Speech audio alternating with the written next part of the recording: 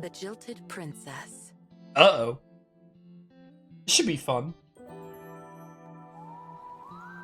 Cheryl dashed out of the castle without a single guard at her side. For the first time in her life, she'd met a man who lived by his own rules.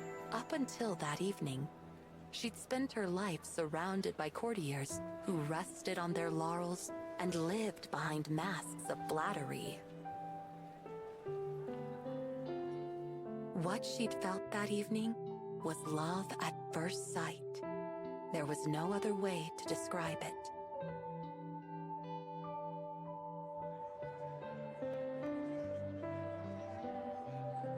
She'd met him that night at a masquerade ball. It all started when he carelessly stepped on her toes. Stop right there! The man had started away without so much as an apology. What do you want?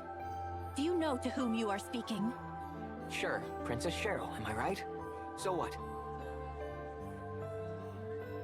You ought to try walking through the city dressed like everyone else. See what it's like when nobody recognizes you. Under all this makeup you've got here. He gestured at the palace around them. The rich and the poor are all the same. As the gathered nobles looked on with curiosity, he smiled impudently at the princess. It was more than Sebastian, her attendant, could bear. How dare you speak to your princess like that? Identify yourself, now! Sebastian was livid. Who, me? I'm nobody. You scoundrel! Your mockery shall end here! Stand down, Sebastian. Cheryl said to her attendant.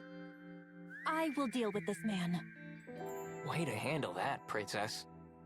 The man shrugged his shoulders, unimpressed. So tell me, who are you? It's a masquerade, right? Taking my mask off would spoil the fun. Very well. Then I shall remove mine. Cheryl responded to the man's provocations with an equally provocative gesture. Her face bare, she stared dispassionately at the man. Ah, a princess is willing to stoop down to my level. I can respect that.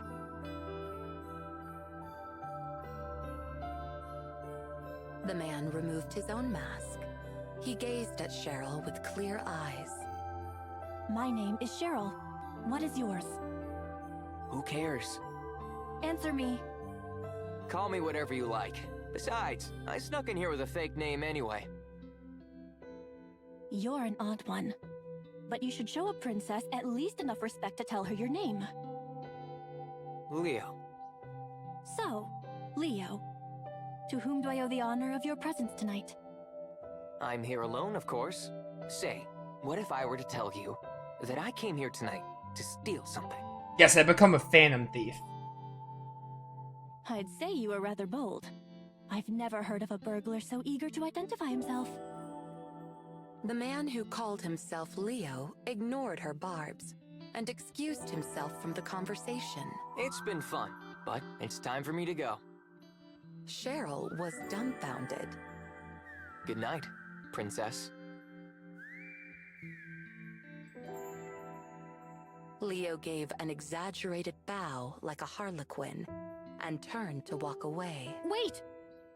Cheryl called out towards Leo's back. Leo stopped and looked back over his shoulder, awaiting her next words. You shall meet with me once again. Whoa, whoa. Hang on a second. Hasn't anyone ever taught you manners? A please wouldn't hurt.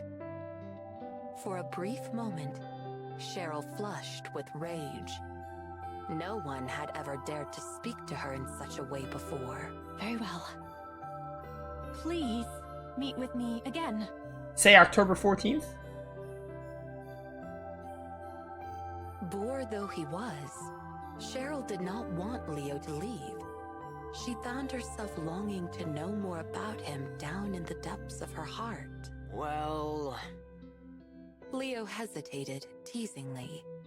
Cheryl felt her eyes tremble at the thought of his refusal. I guess I can oblige, but not at the palace. I hate this place.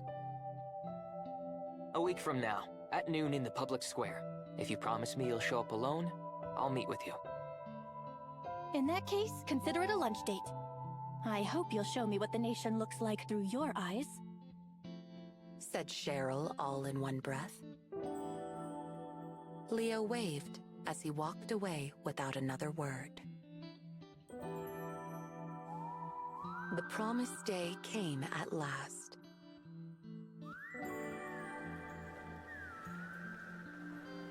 Cheryl came to the square as she told Leo she would. She arrived just before noon and settled in to wait for him. So what, did Leo not meet her because maybe he got amnesia during that period, or went to the machine land? Sebastian insisted on keeping an eye on her, but after a long argument, he agreed to keep out of her sight. Cheryl was dressed like a commoner, without any of her usual finery. She'd left her flashy jewelry behind and kept her makeup simple. To top it off, she carried a basket packed with a picnic lunch so large that she needed both hands to hold it. Nobody recognized her as Princess Cheryl. She thought she heard whispers about her passing resemblance, but not a single person in the square approached her directly. Cheryl couldn't help chuckling at herself while she waited for Leo. He was right. Without the trappings of royalty Leo had called makeup, there were no voices calling out to her in praise, awe, or adoration. We're all the same. We're all human beings. Cheryl muttered to herself, embarrassed by her own ignorance. This was something she never could have understood before, surrounded by guards and courtiers in the royal palace. An hour passed. Then 3. Then 5. Cheryl waited and waited, but Leo never showed up. The sun went down and the public square grew quiet. Had something happened to him? Maybe he'd had an urgent matter to attend to and couldn't send anyone to notify her. Feelings of uncertainty cycled through Cheryl's mind. Cheryl stood alone under the streetlights. A gust of lukewarm wind blew past her, and heavy droplets of rain began to fall. Though deeply disheartened, Cheryl continued to look out into the night, a firm expression on her face, a stiff upper lip. Growing up in the royal palace, she'd learned that such a demeanor was expected of nobility. Sebastian had seen her suffer enough. He walked to her side and held an umbrella over her head. Princess, it's now well after sundown. Please, let us return before you catch cold from the rain. The people of the castle surely worry for your safety, so... Brushing her soaking hair out of her face, Cheryl packed up the lunch she had prepared for Leo. Let us head back. I'm sure everyone must be worried sick. Cheryl dragged her feet, numb from a long day of standing, towards the palace. The rain grew stronger. The lights in the palace windows began to wane. Sebastian could see that Cheryl's slender shoulders were trembling. Anger towards Leo flared within him once more. Pah! That insolent wretch! Such disrespect towards the princess is worthy of 100 deaths. When I find him, I swear... Cheryl was inconsolable. Her frustration towards Leo for standing her up, and her anger with herself for ever trusting him, only grew inside her as the days, weeks, and months passed by. Yeah, from Cheryl's perspective, that's a pretty scum thing to I do. promised to meet you, and then I stood you up. Not that it makes it any better, but I seriously don't remember any of that. I see. I suppose what's done is done. I too shall forget it. Just like that? Pah! You think you can weasel out of it with an I don't remember? The princess waited 5 hours for you. It's all right, Sebastian. No, I shan't let this pass. Listen, you contemptuous whelp. If you cannot remember the pain you've caused the princess, I shall beat some new pain into you.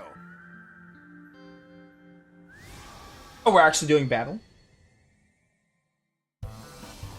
Bring it, old timer. You'll pay for what you've done, you shameless cad. Take this. Ow. We're not gonna lose. Burn. Flame. You feel that flame? How much do you have? Check the data. 9,000 HP, excuse me? And I don't even have Kina for this? Gotcha. Alright, failed to steal. Gird your loins. Oh, he's power charging. That could be really bad. Time to end this. Oh, double turn? You shouldn't have? Oh! Ow. Okay, yeah, scripted. That's enough, Sebastian. Princess. You're not bad for an old butler. I do hope you aren't hurt. I apologize for his behavior. I'll admit you caused me some grief, but you can consider it forgiven. I'm sorry. I really wish I could remember. A sandstorm? If only Cheryl knew how common amnesia is in these kind of games. Sebastian, keep an eye on the tiara. I'm going for a look outside.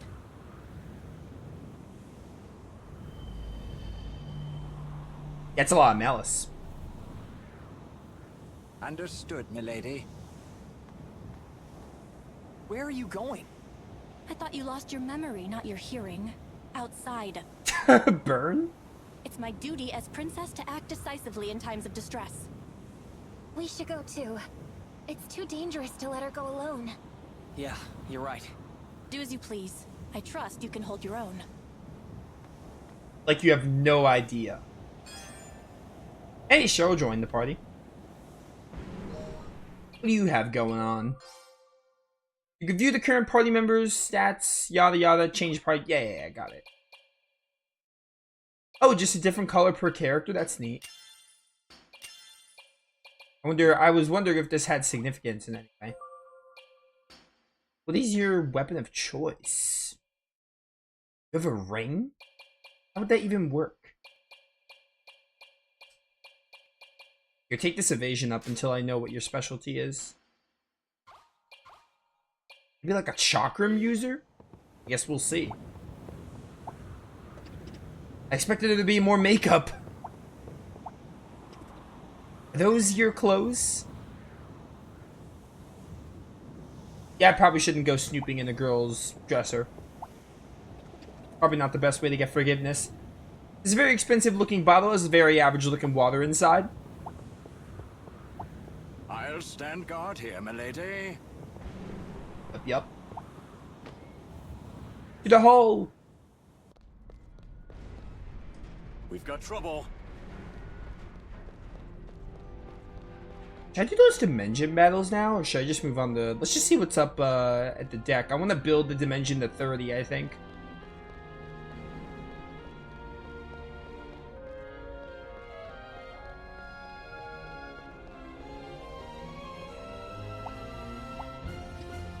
This is the exit. Door must stay closed while the ship is on the way. Alright, how do I get outside again? Probably from the top balcony.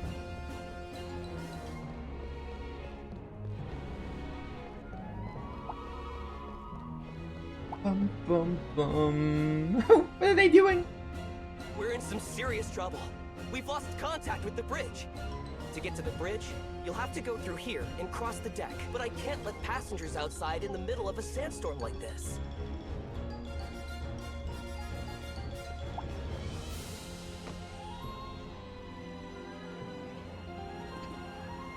It's a sandstorm of the century. Or a giant sandworm. We've got company.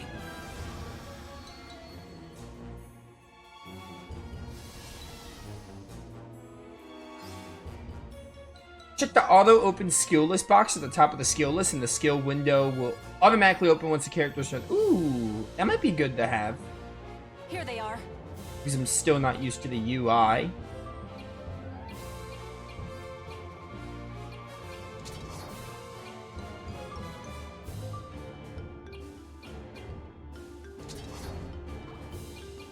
I'm not really seeing a difference. I'll keep it on. Watch out, it's hot! Get out of here. If you press L1, the cursor will jump to the character's status area, allowing you to confirm the currently active passive skills. Oh, nice. I can just see what they have. Knight's Impact. Oh, auto-open opens it when it's their turn. Okay, I understand. Ah, yeah, okay, you're the circle character. You hit like a circular range. Knight. Oh, she just summons a knight. Alright, then. Let's keep moving. It's pretty sick. And here I thought you were just a pampered princess. You're actually pretty strong. I am strong for a reason. I have been raised to rule, and at times, ruling calls for strength. A princess must prepare for the worst. And I'm never alone. I bring with me knightly spirits. Spirits of those who have protected the queendom for generations.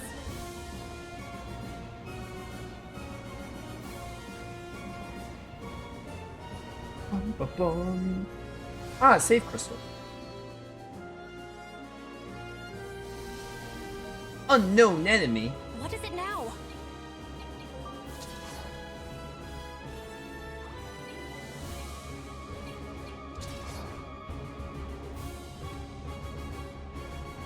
Yeah, I'm able to hit 2 of you. It's good enough.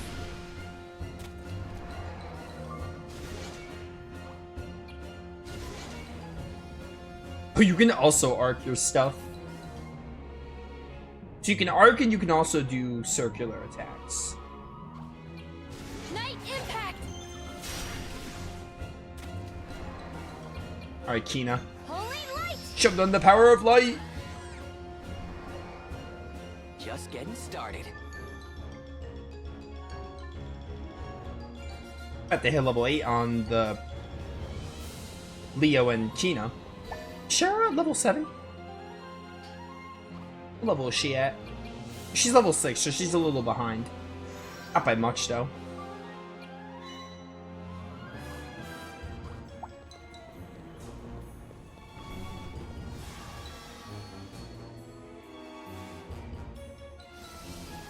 Yeah, maybe I should build up the Who dimension. do you think I am? I don't think they know that you're a princess. Slam it! Bum, bum, bum, bum, bum. Oh, yes! Hit him with the full arc. I'd rather just have you attack. I can't wait to get the Spirit Beast guy. Because he gets to, like, summon his Spirit Beast when he attacks. That looks awesome as well. Turn that on. We can build up a few dimension encounters, then that'd be great. We can get it to 30. And then just do a big wave of battles.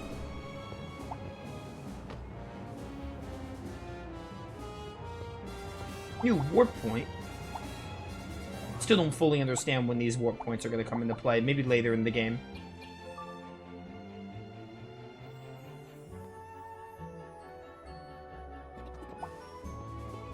Smelled like a salty old man. Well, what did you expect? It was the captain.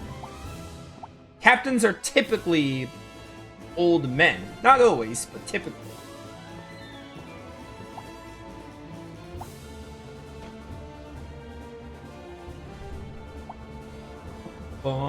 Is there any chest here? I'm not seeing any.